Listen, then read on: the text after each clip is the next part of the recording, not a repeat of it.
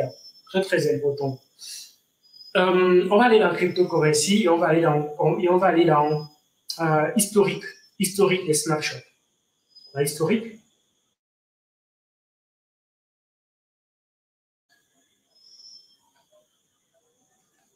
Ok, on va aller dans l'historique. Regardons les crypto-monnaies. Il y a le marché il y a 10 ans aujourd'hui, c'est-à-dire 2012. Bon, 2012, on n'avait pas les données. Ok, mais si on est regardé 5 ans avant, c'est-à-dire 2017. Bon, regardons autour de 2016. 2016, ça sera mieux. Ok, 2016. En cette période-ci, on va regarder pour le mois, nous sommes au mois d'août. Donc, je vais regarder le 21 août. Voilà. Donc, historique du marché au 21 août. Donc, vous avez remarqué, il y a bon nombre de cryptos qui étaient là en cette période-ci. C'est là en 2016 et qui ne valent rien aujourd'hui pour certaines. Certaines crypto-monnaies qui étaient dans le top 100, mais qui ne valent rien aujourd'hui.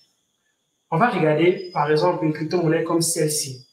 XY qui était 59e. 59e. Donc, Highcoin. Donc, je vais regarder ça aujourd'hui.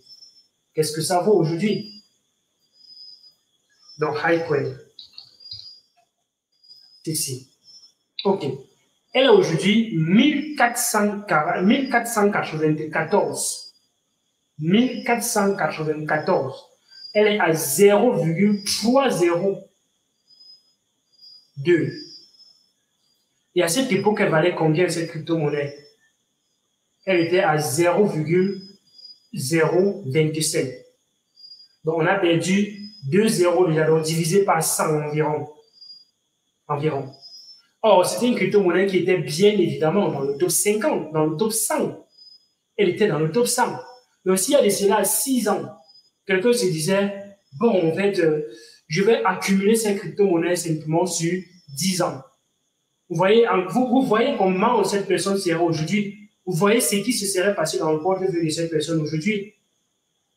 Quand vous dites, vous ne devez pas simplement accumuler les crypto-monnaies, vous devez être capable de vous poser la question de savoir si cette crypto-monnaie peut même traverser la tempête, si cette crypto-monnaie peut aller dans le long terme. C'est de ça qu'il est question.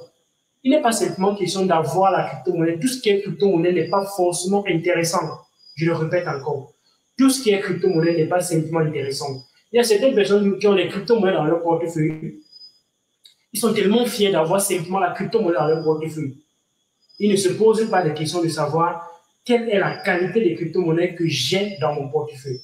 Regardons la crypto-monnaie qui était bien moins chère à cette époque. Je prends un exemple. J'ai trié le prix des crypto-monnaies par bien cher.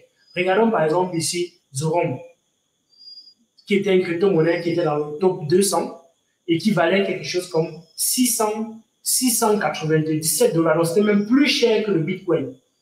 Donc, certains pouvaient voir en ça, OK, voilà ce qui va remplacer le Bitcoin.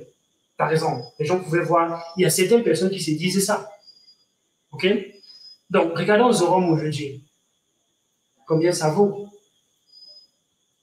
Zorom, je regarde ça aujourd'hui.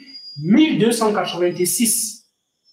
Donc, ça vaut 0,020 quelque chose.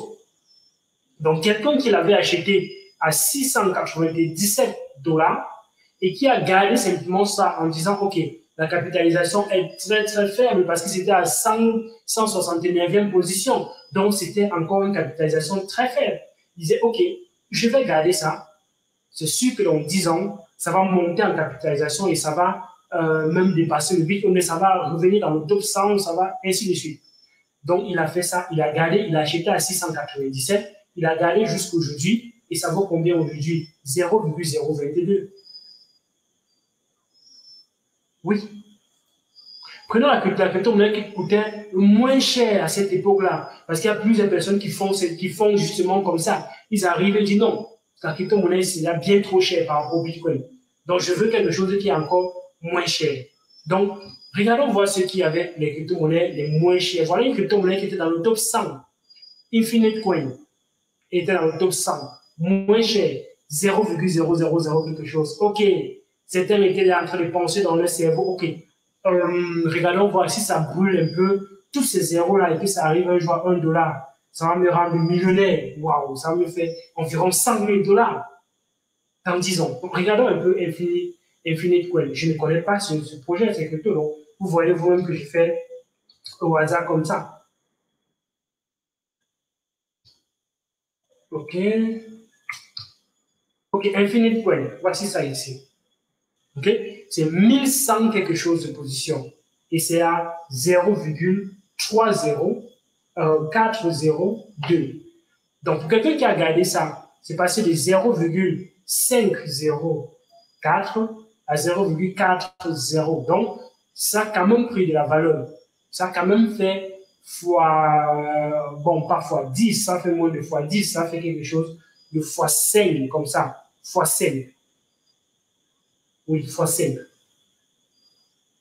Vous voyez? Donc, ceux qui avaient acheté ça en se disant ça va un jour brûler tous ces zéros, est-ce que ça sera forcément le cas?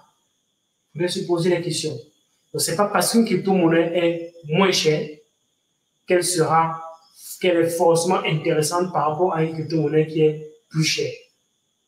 Donc, on va s'arrêter là. Voilà quelques petits notes que je voulais partager avec vous. Est-ce qu'il y a des questions? Des tokens comme Santos ont même dépassé les ATH pendant cette période baissière. Oui, bien évidemment, il y a des crypto-monnaies qui mettent le ATH aujourd'hui. Il n'y a pas que c'est uniquement quand tout le monde, quand le Bitcoin met ATH, tous les autres crypto-monnaies doivent mettre leur ATH. Non, pas du tout. Il faut comprendre qu'est-ce qui fait en sorte que maintenant les gens s'intéressent à ce projet. Est-ce qu'il n'y a pas des news qui arrivent? Est-ce qu'il n'y a pas des partenariats qui ont été faits? Est-ce qu'il n'y a pas le changement de direction? Parce qu'on a vu des projets comme Cocos qui ont annoncé qu'ils allaient faire des NFT, qu'ils allaient se rediriger vers les NFT et le token a explosé. Donc, est-ce qu'il n'y a pas ce genre de choses? Est-ce qu'il n'y a pas ce genre d'information qui est arrivé récemment et justement qui fait en sorte que le prix de la crypto-monnaie pump? Donc, c'est pas parce que le marché est baissé qu'il n'y a pas d'opportunité en fait. OK. Peut-on encore y participer à ce projet? Bien évidemment, on sait que le projet est au moins, si vous parlez de 100 coins, c'est au moins pendant 1 an. Donc, la dernière levée de fonds va se faire jusqu'en août, je pense bien juin, août 2023.